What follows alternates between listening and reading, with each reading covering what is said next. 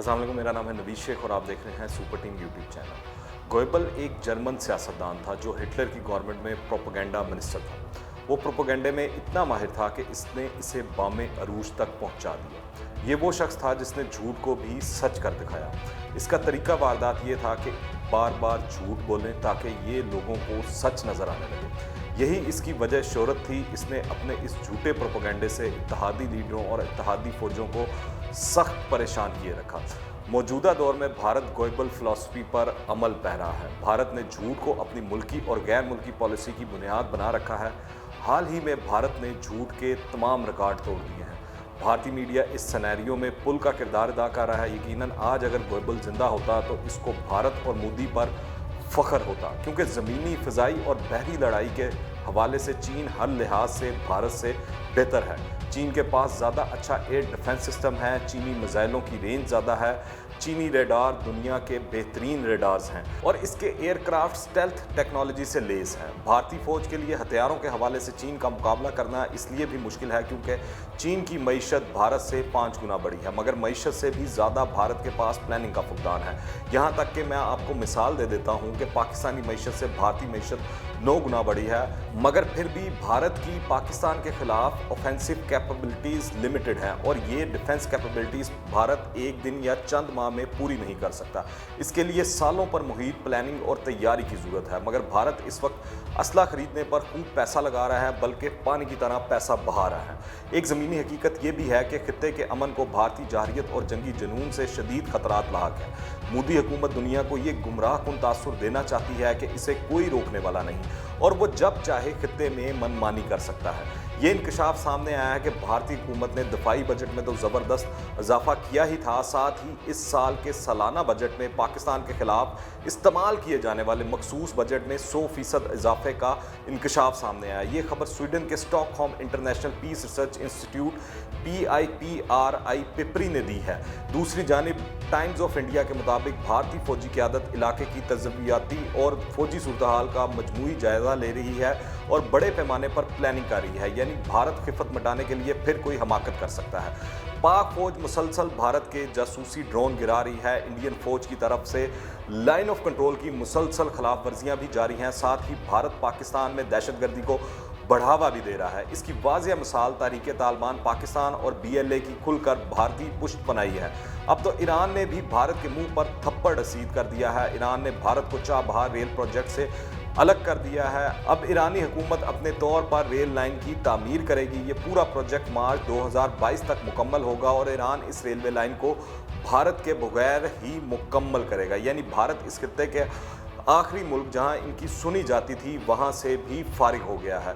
Chabahar rail project जो कि Chabahar से गुजरकर अफगानिस्तान में दाखिल होना थी और जिसे इंडिया ने फंड करना था और इसके ज़रिए अफगानिस्तान में जाके पाकिस्तान के खिलाफ दहशतगर्दी करवानी थी, मगर इंडिया का सारा प्लान चौपट हो गया है और ईरान ने इंडिया को इस प्रोजेक्ट से निकाल कर किक करवा दी है, मगर भारत खित्ते में अपनी साजिशों से बाज नहीं आ रहा है। इसीलिए अब तो पाकिस्तान को मजीद चौकन्ना रहना होगा, क्योंकि भारत अब खित्ते में बिल्कुल अकेला रह गया और वो अपनी जनूनियत में कुछ ना कुछ उल्टा सीधा ज़रूर करेगा। हकीकत ये है कि नरेंद्र मोदी की फाशिस्ट सरकार ने सिर्फ भारत में बसने वाली अक़लियतों बल्कि हमसाया ममालिक के लिए भी खतरा पैदा कर दिया है। इसकी मुतकब्बराना और तोसी पसंदाना पॉलिसियों के बायस हमसाया ममालिक के लिए खतरा बन चुका है। इसीलिए पाकिस्तानी वज़ीर ख़ारजा शाह महमूद कुरैशी ने भारत को 2 टोक अल्फाज में खबरदार कर दिया था कि वो अमन से रहे, होश के नाखून ले। पाकिस्तानी अवाम और अफवाज मुंह तोड़ जवाब देने के लिए हमा वक्त तैयार हैं, क्योंकि भारत जारहियत पर तुला हुआ है, पाकिस्तान को मुसलसल इश्तियाल दिलाने की कोशिशें कर रहा है। अमन को हमारी कमज़ोरी ना समझा जाए। इसे कभी नेपाल से मसला हो जाता है और कभी अफगान अमल में रखना अंदाजी की कोशिश करता है, कभी बलूचिस्तान में सोरिश को हवा देता है और अब लद्दाख में वही हरकत करके उल्टा चीन को मोरद इल्ज़ाम ठहराने की कोशिश कर रहा है। इसके बरक्स चीन ने हमेशा बुर्दबारी का मुजाहरा किया और अमन की बात की है। फौजी सतह पर भारत चीन मुज़ाकरात जारी हैं। अब चौथा दौर शुरू हो चुका है, मगर अभी तक चीन ने इंडिया का छीना हुआ इलाका वापस नहीं किया। जो मुज़ाकरात की नाकामी है। मज़ीद जानने से पहले अगर आपने अभी तक इस चैनल को सब्सक्राइब नहीं किया है तो इस चैनल को सब्सक्राइब करें, बेल आइकन को प्रेस करें ताकि ताज़ा तीन अपडेट्स और नई वीडियोस आपको बर वक्त मिलती रहें। अगर ये वीडियो पसंद आए तो लाइक करें और ज़्यादा से ज़्यादा शेयर करें। कमेंट्स में अपनी राय लाजमी दीजिएगा।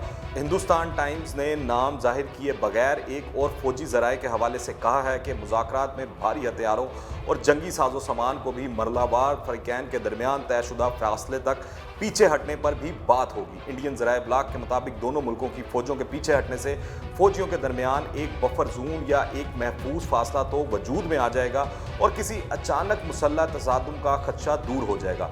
लेकिन इंडियन फौजी मुबस्सरीन की तरफ से ये खदशात भी ज़ाहिर किए जा रहे हैं कि इस बफर जोन में जहां दोनों मुल्कों के फौजियों को आर्जी तौर पर गश्त करने की इजाज़त भी नहीं होगी, कहीं मुस्तकिल सूरत इख्तियार ना कर ले। मौजूदा सूरत हाल के पेश नज़र ऐसा नज़र आता है कि इंडिया चीन ताल्लुकात के मामले में एक नई तौतुल है और आने वाले वक्त में इसमें कई मोड़ नज़र आ सकते हैं। आप देखें, एक जानिब मुज़ाकरात तो दूसरी जानिब भारतीय हुकूमत ने चीन को बदनाम करने के लिए लंदन में चीनी सफारत खाने के बाहर एक एहतजाजी मुजाहरा भी प्लान किया था, मगर ये भारतीय फ़ौज की तरह गुज़िश्ता 2 रोज़ कबल इस वक्त नाकाम हो गया जब चीन के बायकाट के लिए मुनक्कदा एहतजाजी मुजाहरे में शिरकत की अपील पर भारतीय जनता पार्टी के सिर्फ 20 सपोर्टर्स ने कान धरे।